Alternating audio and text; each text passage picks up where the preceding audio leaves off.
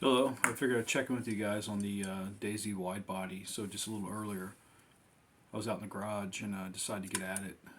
It was making me itch that this tube was not mocked up fully yet to this receiver. So here it is. I haven't brazed it yet. I had another epiphany in the garage when I was laying out this hole for the spring retainer. You see it flopping back and forth through that hole. This is going to anchor against this. However, the top radius of this hole meets the radius, the bottom radius of this tube. So when I stick a pin in here, this does not move at all. It's firmly rested against it. The pin back here, 13/64 hole, goes straight through to the barrel tube. Unlike the factory Daisy, on the tube that they weld in place inside this receiver, they make the hole much larger than these holes, and that is for tolerances. It's less tolerances are required, so long as these holes line up and it passes through that. However, this shares load. This hole goes straight through to the back of that, and it's the same size. And I'll precision ream it. 13/64 to drill size. The final size would be finished ream. So you have this being prevented from tilting, also holding this in place. This back here holding. I may not have to braze this section to the tube. If that's the case, fingers crossed, I'm going to vacate brazing or welding this to this, and so that way this thing is completely rebuildable. Barrel separates from the receiver. Another thing, on these holes, I'm going to beef them up, the lever, the pinhole, and back here. And what I plan on doing is machining a top hat with a pilot hole in it to re-drill. It'll look like this. And what that will do, they will pop in these holes, and I can braze them in place. I'll need 6 of them, 3 for this side, 3 for the other side. So that way, when the pins go through, it gives a lot thicker wall for all the loads to act against. And that will make this thing significantly stronger. And with the way I marked this pinhole out here, with it preventing that action from happening, I may not need to braze anything together. I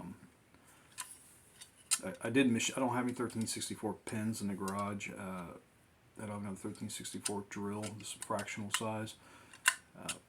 But when I stick this in there, it doesn't move. It's really tight.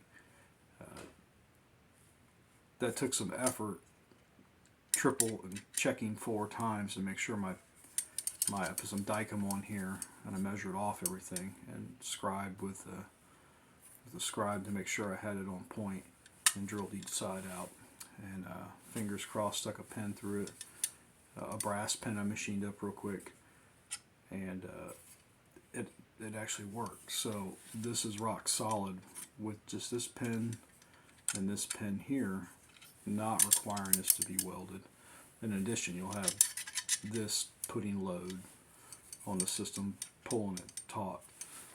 That's all I have for now. I gotta go to work tomorrow, so probably a day or so before I get back at it. But certainly, I did mock everything up with the lever, make sure it misses, it engages the slot nicely and all that. So pretty soon I should have this rocking and rolling. The next step are these bushings, and get them brazed in place, and that should suffice. And then I'll blast this and then polish it to get it matching the barrel, get it all prepped, and then maybe I can dry fit all these pieces together and run some chrony before it's actually got a finish on it. Run over the chrony to see what we got. The system here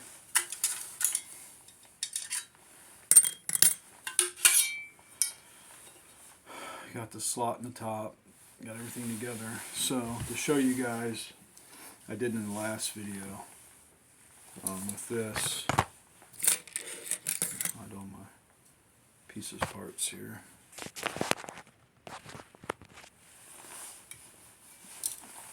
Alright, you put this together like you would a regular daisy when you're reinstalling an abutment. This goes on there.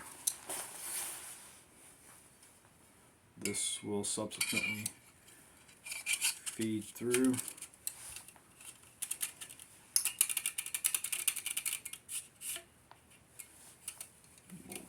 Foam washers catching. This feeds through like that. It's in there.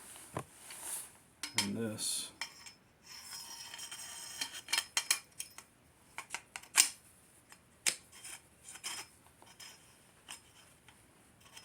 always reverse it when you're putting it on, and you'll feel the threads catch, and it'll prevent your threads from getting boogered up.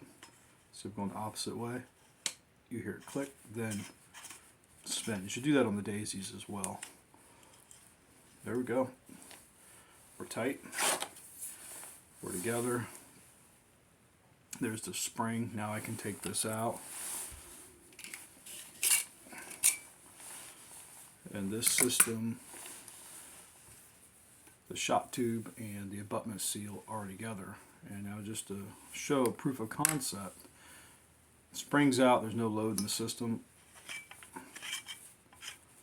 I can take this out. Abutment's still in there. I can put this back in.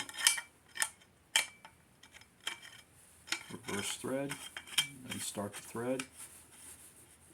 And that O-ring on that abutment provides just as just the right amount of friction, holds it in place, so it's not going to go anywhere. And I'm pretty tickled by that. I can take this out, put it back in.